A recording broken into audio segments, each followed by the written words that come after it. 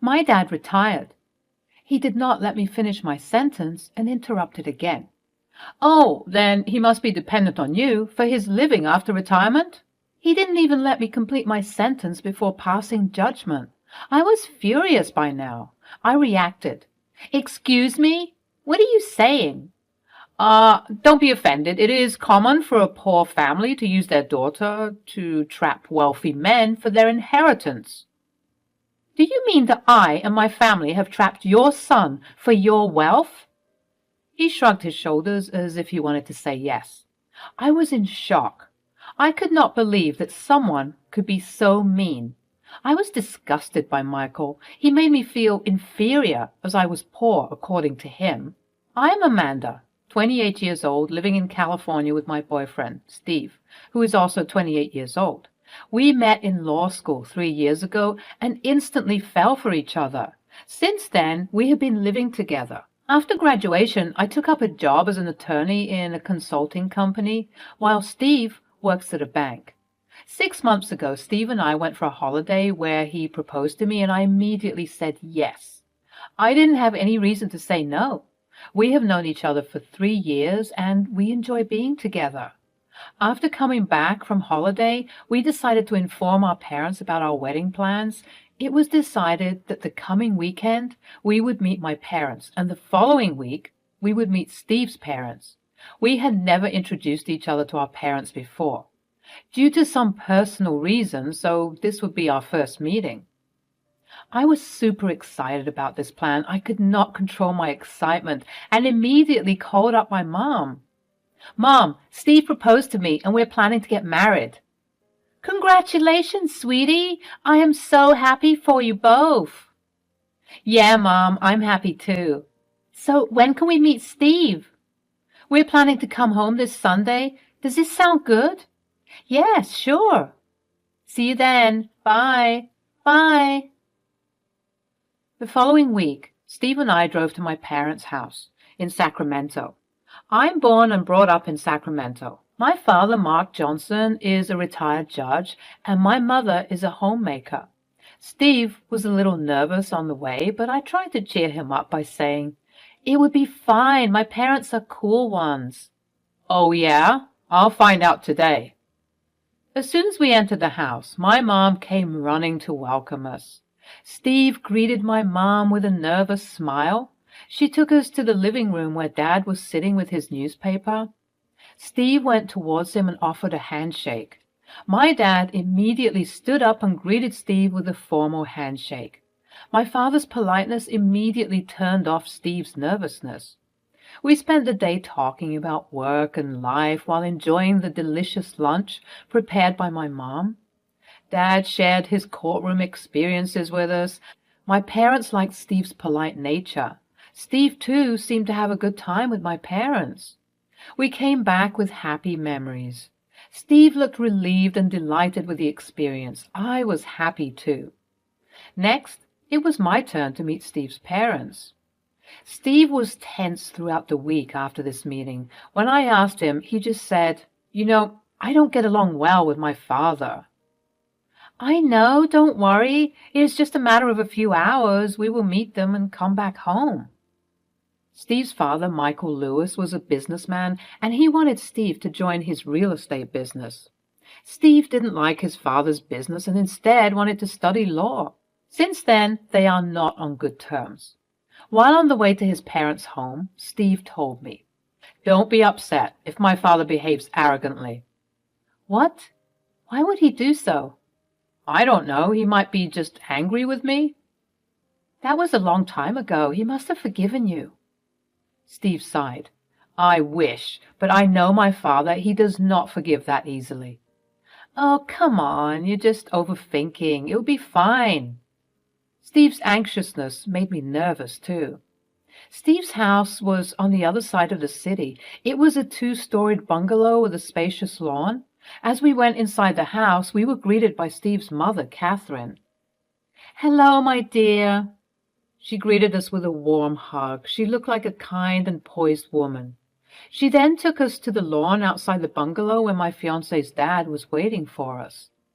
Steve does not speak much about his dad, but whatever little I knew about him, I imagined him to be an arrogant rich man who loves to show off his wealth. And guess what? He turned out to be exactly the same. He sat there with a folded arm. His stiff posture signified that he was still angry with Steve and wanted to unleash his frustration upon us. As soon as I made eye contact with Michael, I smiled wide and greeted him. "Hello, sir." He nodded with a straight face and gestured his hand towards the chair opposite to him. I sat down there. After we settled down, Catherine broke the awkward silence and said, "Amanda, you are so beautiful and elegant. Your parents have taken good care of you." "Oh, thank you so much for your kind words. You are beautiful too." "That's so sweet of you. Tell us more about yourself." Catherine's words were soothing. It gave me a little comfort to sit there in front of Michael, who was sitting cross-legged with folded arms and without any smile. I smiled at Catherine and said, "Well, I was born and brought up in Sacramento. I'm an attorney at a consulting firm." As soon as Michael heard this, his expression changed and he interrupted. "Wait, you work as an attorney? Why can't your father provide for you? Doesn't he earn well? What did your father do?" I was shocked by his response. I was wondering if I've said anything wrong. In my confused tone, I said, "My dad is retired." He did not let me finish my sentence and interrupted again. "Oh, then he must be dependent on you for his retirement life." He didn't even let me complete my sentence before passing judgment. I was furious by now. "Excuse me? What are you saying?" Don't be offended. It is common for a poor family to use their daughter to trap wealthy men for their inheritance." "Do you mean that I and my family have trapped your son for your wealth?" He shrugged his shoulders as if he wanted to say yes. I was in shock.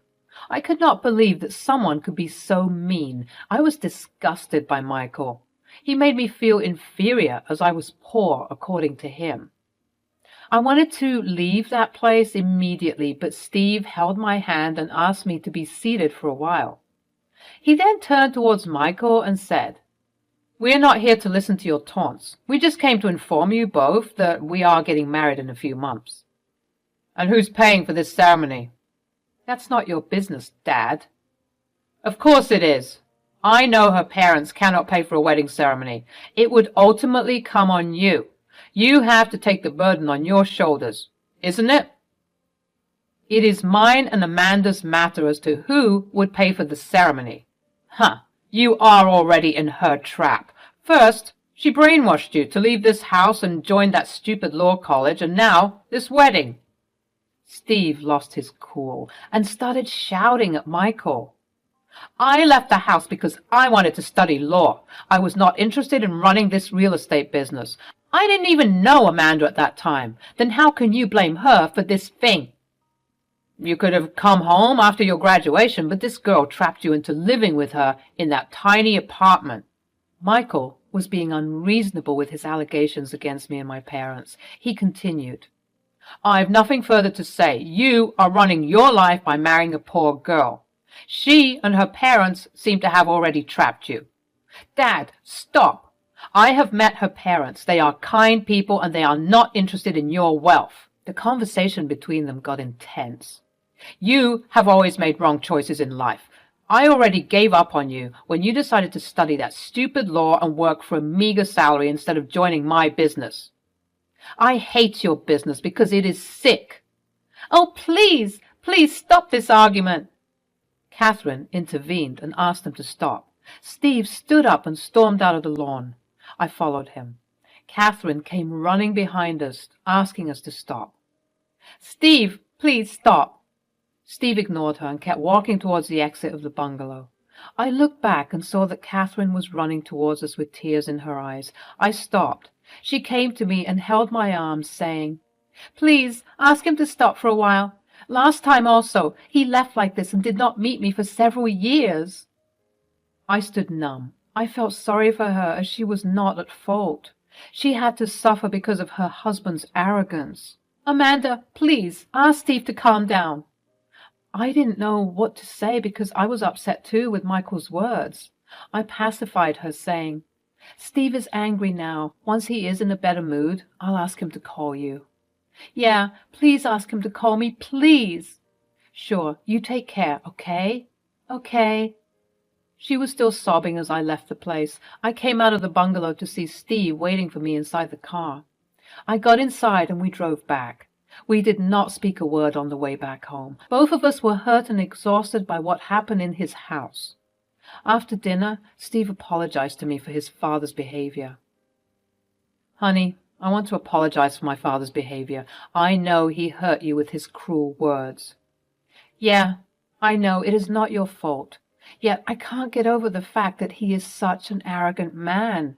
How can someone be so rude? I know he's your father and I shouldn't be saying these things about him, but he was mean to me. He has always been a mean person. Sadly, my mom has to suffer because of his arrogant nature. I wonder how she's tolerating your father for all these years. Yeah, Mom has always been a soft-natured woman. Dad seems to be exploiting her forgiving and caring nature. I feel sorry for your mother. I feel sorry for her too. I cut off ties with her when I'm angry with Dad, but she has always loved and supported me. You shouldn't punish her for your father's mistake. You should call her now. She was really upset when you left the house in anger. You're right. Let me call her. Thanks for supporting me.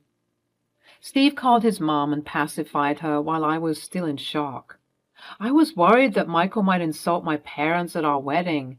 When Steve came back after talking to his mom, I confronted these thoughts to him. He said that he'll figure out something. I wanted to tell him not to call his dad to our wedding, but I couldn't say that up front. We started our wedding preparation. I always wanted to marry on my parents' wedding anniversary and in the same church as them. I told Steve about this wish of mine when we started dating. He was quite amused with this initially, but later he agreed to this, as it was not a big deal. The date was 6 months away. We spent the time preparing for our big day bit by bit. We booked a resort in Sacramento for the wedding dinner. My parents wanted to have a pre-wedding dinner with Steve's parents so that the family can get to know each other. Steve was hesitant about this, and so was I. We both knew that Michael would screw up this get-together. I told my parents that Steve's dad is a busy man and is mostly traveling for his business purpose. My father sensed that something was wrong when we were reluctant to have a family get-together, but he did not say anything. Steve informed his mom about the wedding date and location. She was happy and excited about this. She called me a couple of times asking about the wedding preparations and everything. She was a sweet lady. As the wedding date came near, I was getting worried about facing Michael again on my big day. Many a time I thought of asking Steve not to invite Michael, but my parents would become suspicious of his absence. Besides, if we don't invite Michael, then probably he would not allow Catherine to attend the wedding. She would again have to suffer because of him. I confronted Steve about my anxiety and told him, Steve, I'm worried that your father might ruin our big day with his arrogance. Well, I'm worried about this too. What if he insults my family in front of the guests? Steve smiled and said, If he does, I'm sure your father would handle him and teach him the lesson. After all, he is a judge and he knows how to handle difficult people. Should we tell my parents about this? No, they might stress unnecessarily like you, so let it be. If anything happens, I'll ensure that my dad doesn't cross his line. I was still not convinced. Steve looked at me and said, Honey, no matter what happens, I'll always be on your side, so cheer up. His answer was assuring. I knew my father can handle this situation. After all, it was Michael's arrogant assumption that we have trapped Steve for his inheritance. It was not true. A day before our wedding, we drove to Sacramento. We had booked a hotel for our friends and relatives to stay. Steve's mom informed me that they would directly come to the church for the main wedding. I was nervous. I walked down the aisle with my dad, and that was the happiest moment of my life while we were exchanging vows. I saw Mark and Catherine entering the church. My parents escorted them to the front row to take a seat. Catherine waved at us. She looked happy and excited, whereas Michael sat with a grim face. By then, I stopped caring about him. I was happy to have my parents by my side as I get married to Steve. All went well, and we went to the hotel to get some rest before the wedding dinner. I asked my mom if they got the chance to meet Steve's parents. She informed me that they did not get a chance to speak to Steve's parents apart from the formal greetings. Steve's parents arrived late to the wedding, and my parents were busy with the arrangements, so they didn't get enough time to have any conversation. But my mom mentioned that Michael seemed upset. I asked nervously, "Did he say anything?" "No, he didn't say anything. Actually, he did not say anything at all. It was Catherine who was responding to our greetings. I'm not sure what was wrong with him." "Oh, okay." My mother got suspicious. "Is everything fine between Steve and his parents?" Yeah, everything's fine. He might be tired from the long journey." "Hopefully he catches some rest before the wedding dinner." "Yeah." I thought Steve's parents would not attend the wedding dinner, but to my surprise, they came.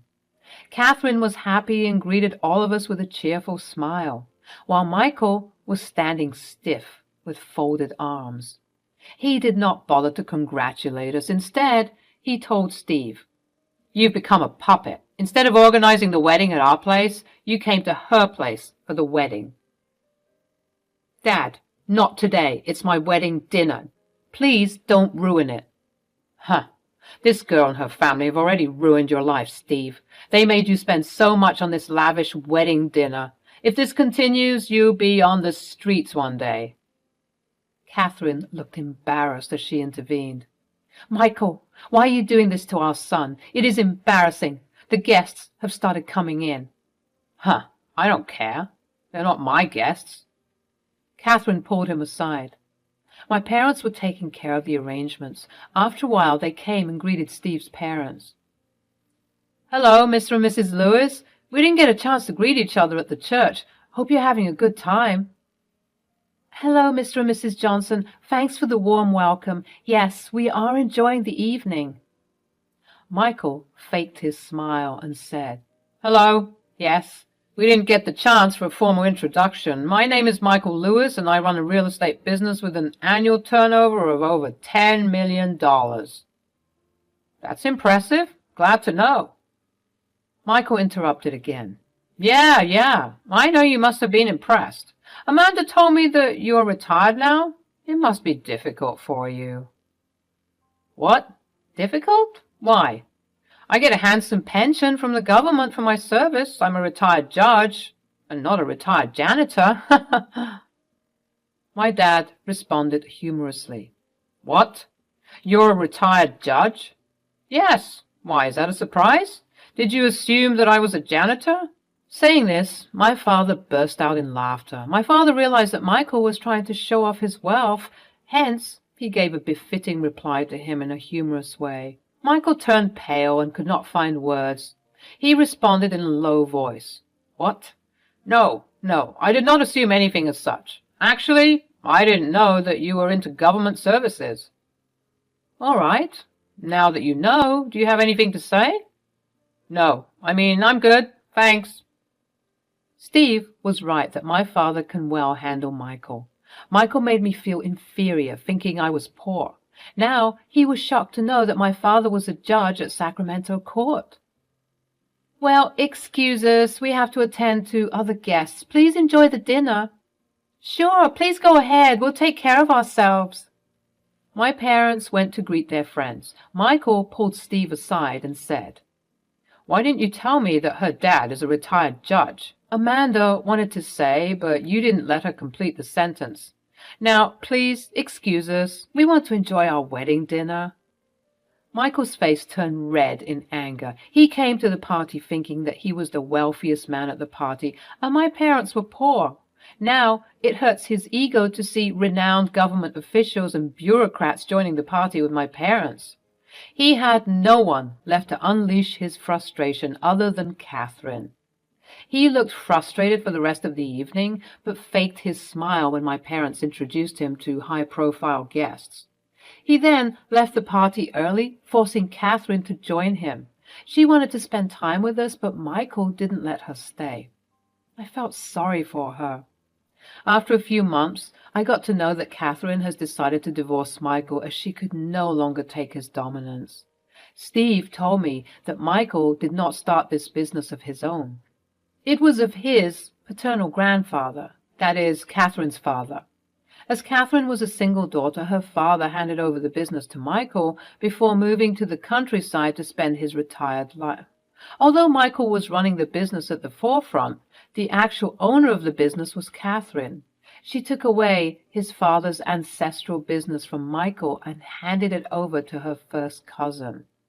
The bungalow at which Steve's parents lived was also Catherine's ancestral home. After their divorce, Michael was chased out of that house, and now he has no place to live.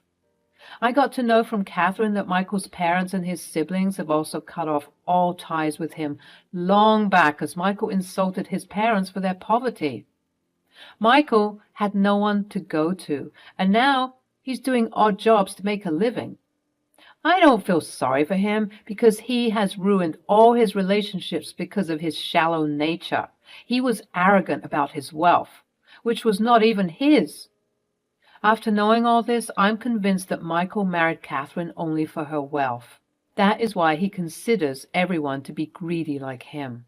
Steve and I often visit Catherine in her bungalow. She has started organic farming in the backyard where she grows organic fruits and vegetables. She brings fresh fruits for us from her farm whenever she visits us. I feel happy to see her independent and living happily on her terms and not dictated by her cruel husband. Steve and I are also living a happy and prosperous life.